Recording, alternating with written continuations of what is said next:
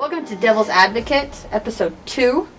I'm Brooc Simpson. I'm Kaitlin Overstreet. And today's topic, we're going to be doing esports. Yes. And whether they're good, bad, ugly, pretty, I don't know. Or the in-between, whatever works. Yeah. And then we'll try to find common ground. So we're going to start off with the cons. Mm-hmm. So the first con I actually have for this is that there's actually a gaming disorder or like somewhat of an addiction. So I have written down that gaming disorder is defined in the 11th revision of the International Classification of Diseases as a pattern of gaming behavior characterized by impaired control over gaming, increasing priority given to gaming over other activities to the extent that gaming takes precedence over other activities, and continuation or escalation of gaming despite the occurrence of negative consequences, which was from the World Health Organization. So just like any other thing, sports or whatever, gaming can become an addiction.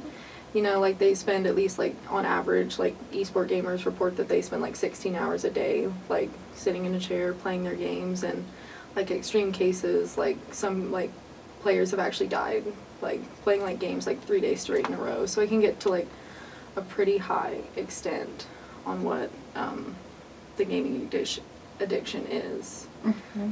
So I would say like that could also be like into any sport or anything, could become an addiction. Any sport or activity. You can do that with football, you can do that with painting, you can do that with studying. Actually, a lot of students, especially since we're in college, like they're just like straight on study. Mm-hmm. And like that's just, some people just forget to like take a break and like come back to it later, and they'll study for hours and hours, and that's just not healthy, in other words, which is kind of the same thing with the gaming addiction or gaming disorder. Mm-hmm. The differences between the gaming disorder and that kind of drive between, there's a difference between like regular sports like football or soccer or anything like that, mm-hmm. and gaming, that kind of drive that like pushes people to beyond their limits, is how society views the two different activities. Yes. So like if someone like did football for like 6 hours straight, then that's like, oh, they're doing great, like that's perfect, they need to do that more often. But if someone plays like video games for 6 hours straight, then they're like, they're a hermit, they need to do something else. The society views them as like not a productive member mm-hmm. of society, which is like not true. With gaming disorders, it's harder, it has like harder signs mm-hmm. to view a gaming disorder than like a sports addiction, which is kind of different but almost the same depending on how you look at it. So like with gaming, you sit in a chair for mm-hmm. so long and that's everything, but if you're playing sports, you have like an exhaustion level, like you'll pass out. Yes, for sure. So that would be like a reason why no one really catches on to the differences between them, is because like there's physical like stopping points where your body will just give out if you do sports. But with gaming, you're not like physically moving all that much. Like you can probably move, like there's the Wii and like various other sports. Yeah. Just like you're moving your arms. The but, Kinect. Like, yeah, the Kinect and other kind of sport consoles where you move, but it's just how society views that. And it's easier to spot exhaustion and everything when you're out moving mm-hmm. versus like playing video games. Yeah, for sure. Everything taken to a certain extent is bad. Yeah, for sure. So the common ground for this one point would be like one, addiction and gaming and the disorders. Mm-hmm. Like those are things that like there's certain aspects to, like there's differences between everyone, but like it's all bad, and like people need to be looking out for each other. Yeah, make sure to like look out for those signs. Yeah, and like people need to help each other out. So if like a footballer is also like going out for like 6 times a day and not keeping up with his like food intake or anything, mm-hmm. then someone needs to be like, stop, take a break, come back later, mm-hmm. come back next week, whatever. But it also, the same thing could be said about gaming, mm-hmm. or if a gamer is like out in their room for like 16 hours, their friends, family need to go in there and be like, get outside. You need a break. Just like go get some sun, take some food. Yeah. So that's kind of like how that affects everyone. So like if it's taken to an extreme, mm-hmm. gaming definitely is detrimental. Yeah. But also that could be said about anything. Yeah, for sure. Esports is competitive gaming. So like you have like different teams, like kind of like football in schools. There's also like it's becoming more popular for people to do video games instead of like football or soccer. So schools are bringing in esport video gaming clubs, and this is actually becoming more of a competition between districts and schools. A good part of esports is like they build like brain matter and like reflexes. Okay, so the way it builds reflexes is there was actually one Canadian study done, and they had older people play Mario Kart. Had one group play Mario Kart Super 64, I think. One group build like a piano skills, and then they had another control group where they just live their regular lives. Yeah. So the people that had better reflexes, better critical thinking skills, better problem solving skills, are the people that play Mario Kart. So brain matter actually, because of the study, they showed that brain matter was built up in their cerebellum, which is in charge of their fine motor skills. And the post experiment, most people that had more brain develop. Mm-hmm. Yeah. I can't look at you. Are the people that took the game more seriously. And another study by the University of Rochester actually had a group of students play action video games, and that actually improved eyesight. So hand in hand, you have better eyesight, you have better reflexes. So this study was by Daphne Bellevere, and I'm sorry if I said that wrong, but she is a professor at at University of Rochester. She is professor of the Brain and Cognitive Sciences. And quoting her, normally improving contrast sensitivity means getting glasses or eye surgery, somehow changing the optics of the eye. But we found that the action video games train the brain to process the existing visual information more effectively, and the improvements last for months after the gameplay has stopped. So, also, video gamers reported that they drive better after playing like video games like first action shooters and everything like that. So something that requires like quick reflexes in game, it actually builds their outside of the gaming room, I guess. The second thing that I was going to bring up was improving problem solving and critical thinking skills. The Canadian study also showed that they had more brain matter develop over time in the prefrontal cortex, which is responsible for decision making and planning. So the gaming, obviously, you need to have critical thinking skills to progress to the next level and everything like that, which also helps with their career. So in real life. Yeah. I see what you're getting at, but like despite like the improvements you get like with your mind and everything, I think some of the cons to that is that you're not really physically active, which like you talked about earlier with the first point. Like you sit in a chair for like 16 hours a day, so you're not really moving that much. So I mean, you can like get a little bit overweight. Like some people do tend to gain weight like once they start doing esports, because I mean, your job is sitting in the chair. Yeah, is sitting in the chair. So and also like you pointed out that like this study like improved eyesight. But I also like I didn't link the study that I saw, but like you can actually like have problems with your eyes from like playing too much, and it was called like computer vision syndrome. It's from looking at a computer screen for too long. And it like gives you like strained dry eyes and like blurred vision. It also can lead to headaches and stuff like that. And then also excessive gaming can lead to like physical injuries, not like big ones like football or like soccer can lead to, but you can get stuff like carpal tunnel and stuff like that just from like your hands are like so like strained like the whole time you're playing. So I mean, all sports you gain skills. Like for the mind, I guess, because I mean, football, I guess your like reaction time can be quicker since you're like making sure, like, you don't want anybody to, like, plow you down, you know? Yeah. I mean, yeah, I respect that. Yeah, for sure. And then, all sports can lead to any type of injury, whether it be, like, gaming, football, soccer, basketball. Yeah.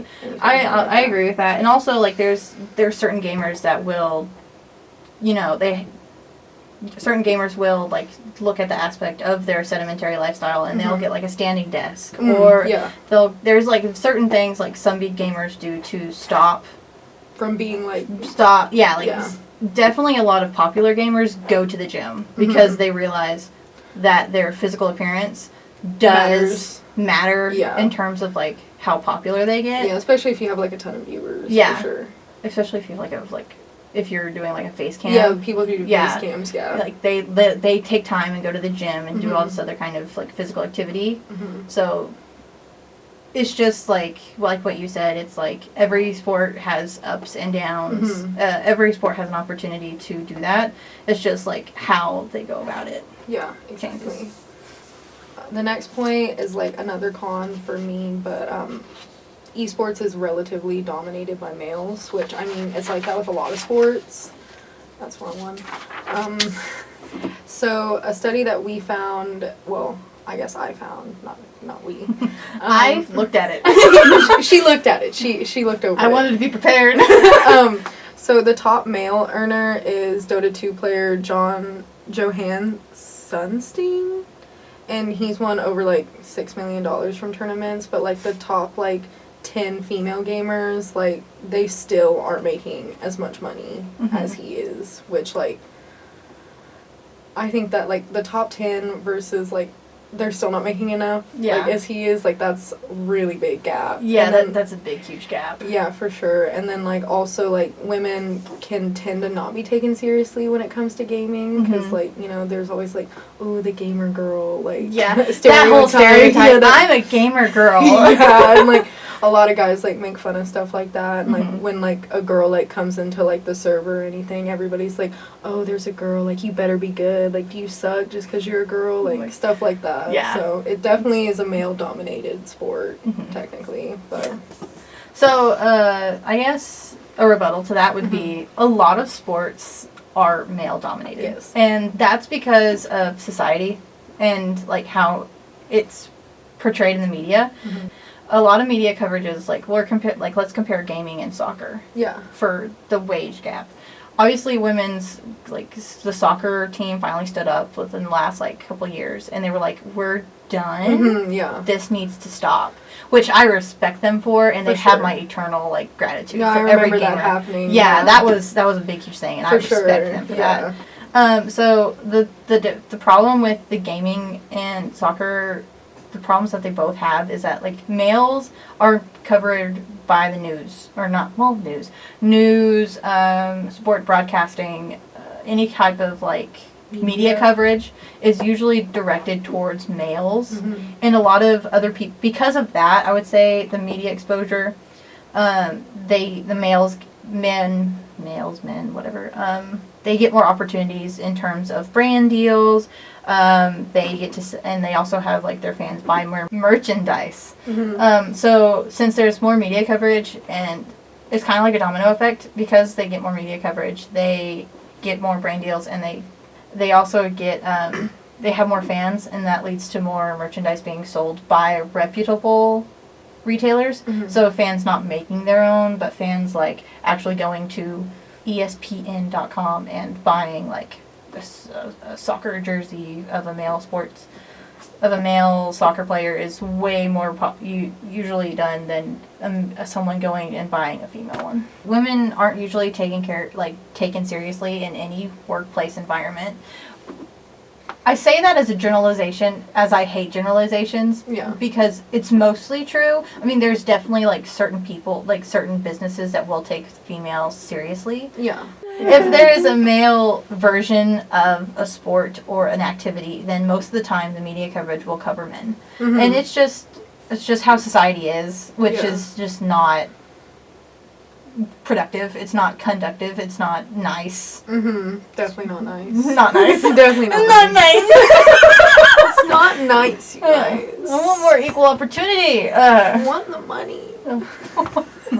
I would like to say that I think most sports should be 50-50. Mm-hmm. So like I half agree. covered here, half covered there, but it's not how capitalism works. Yeah. It's not how media coverage works. It's whatever is more popular gets more coverage. Whatever they deem more popular, then that's what they're going to cover. And whatever viewers turn more in, like football. Like there's not really a women's football team out there because, women are delicate. At least that's stereotypical. Women are delicate, so that's why there's not like a football team, like women's football team league. Yeah. Except for maybe like little tiny town ones. But like most of the time they're either unisex teams or they're just male teams with certain female players. And so but football definitely in America is like one of the most watched sports. So that also contributes to media taking men more seriously than women. Yeah, it's been like that for a really long time. So ever since football started. Yeah, so I definitely don't think it's going to change anytime soon for esports or gamer girls. Yeah. Sorry. Yeah. I feel so bad for y'all. Yeah, for real. But like, I mean, I guess it's up to society to like change that, and like hopefully we could like work towards like pushing more to where we want them to like, there should be like equal. Yeah, it definitely depends on society to make the change. Like once the companies see numbers changing, then they're going to be like, hey, we should put more coverage on this sport, like women's soccer team than like, let's say like men's soccer team. Yeah. Like women have like a lot to offer in the sports opportunities. Yeah. But they just, in the sport world, but like they just don't get the opportunities to present themselves because of how fans just don't support their team financially. Exactly. And they don't get the opportunity. Yeah. So. Another thing that I wanted to touch upon, but I think this would probably be like the best place to put it in there. I don't really think that gamers are really athletes. So. Sad to say. Sorry, you guys. So this is something that we both agree on is like, they're not athletes. Yeah. So an athlete, according to the Webster Dictionary, is defined as a person who is trained or skilled in exercises, sports, or games requiring physical strength, agility, or stamina. So I want to say by definition, gamers aren't athletes. Like, no, you're gamers, which is like totally fine. Yeah. It's just, you're not technically athletes. Yeah. I mean, you kind of have stamina, but you're not literally like trained in like physical exercise. Yeah, it doesn't really go along with that definition. Yeah. And I mean, if you guys want to be called athletes, you got to be held to the same standards as athletes, like drug testing, having to keep your grade point up. I mean, I think they're doing that anyway with esports. I don't know about drug testing, but I know that you have to keep your GPA up to like stay in esports. Yeah, especially in like, because the local esports team that I know of is the Union one, and then also RSU is also dipping their toes into esports. So that's really cool, and I think that they should be held to the same standards as soccer players and football teams and all the other athletes. Yeah, because you want them to be able to balance like their extracurricular activity. Because like how you expect them to act. How do you expect them to balance? The athletes to balance their physical routines, their physical, what am I trying to say? Exertions with mental exertion, as in schooling you do, and then they also, with gamers, they should be held to the same standard. Yeah, I think so as well. Okay. I went through like the Forbes top 100 list of like athletes. My computer kept freaking out on me. But, like, the top 30, there was not one female from 2019. Like, there was not one female in the top 30, which, to me, is just utter bull. But yeah, because we know that there's some ladies up there. They deserve a lot more recognition than that. Global boundaries have been broken due to gaming.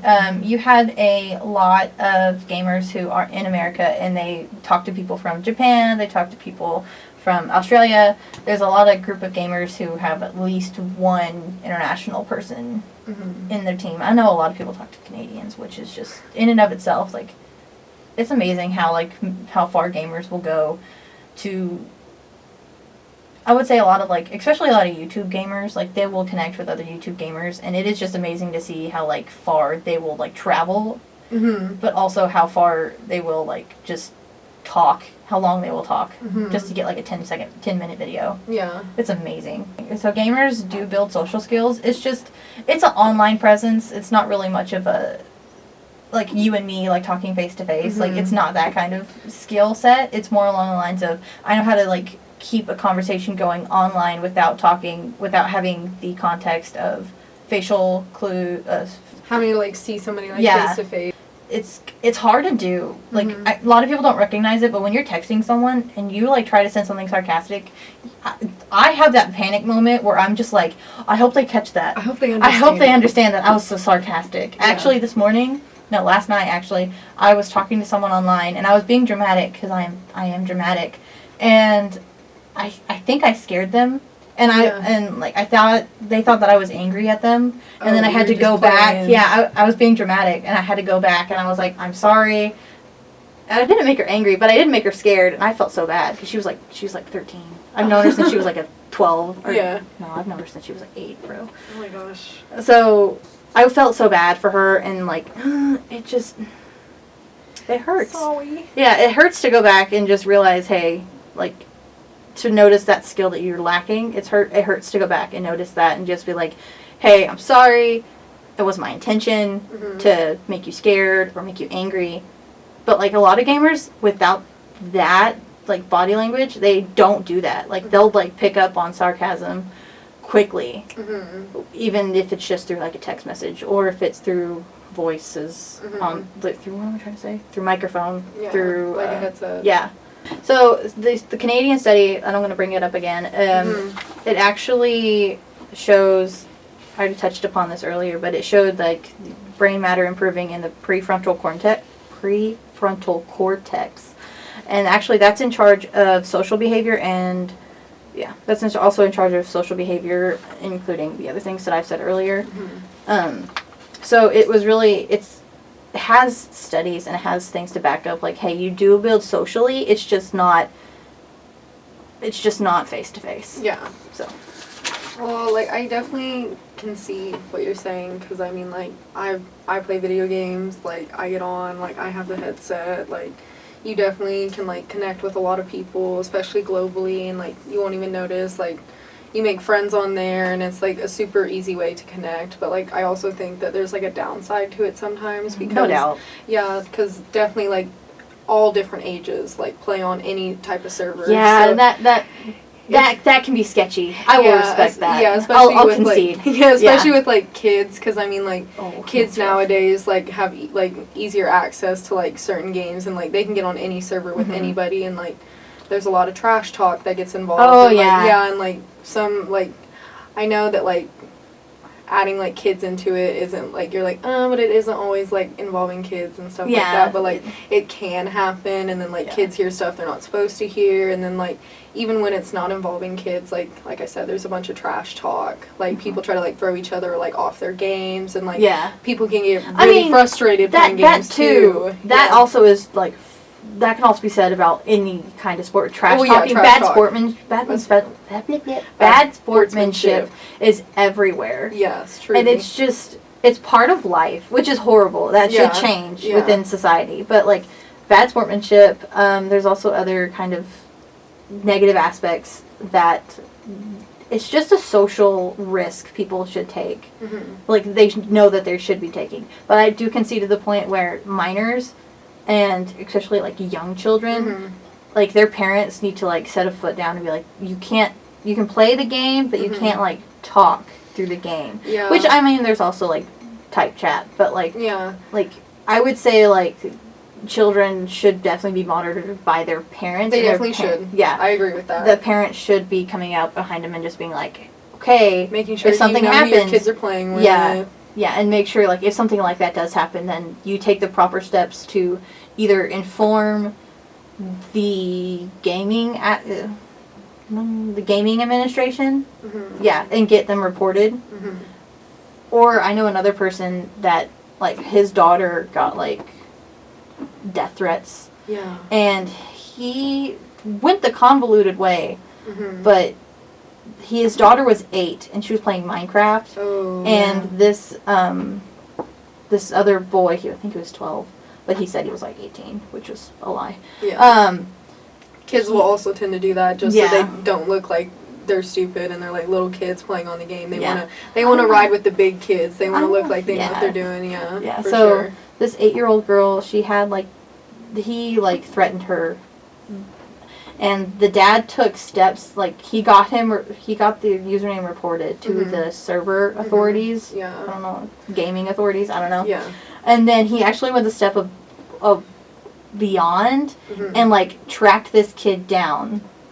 Like he wasn't gonna go find him, but he did realize that the kid was 12, and he contacted the other kid's parents, and therefore the bullier's parents did take steps and dealt with the issue. Yeah.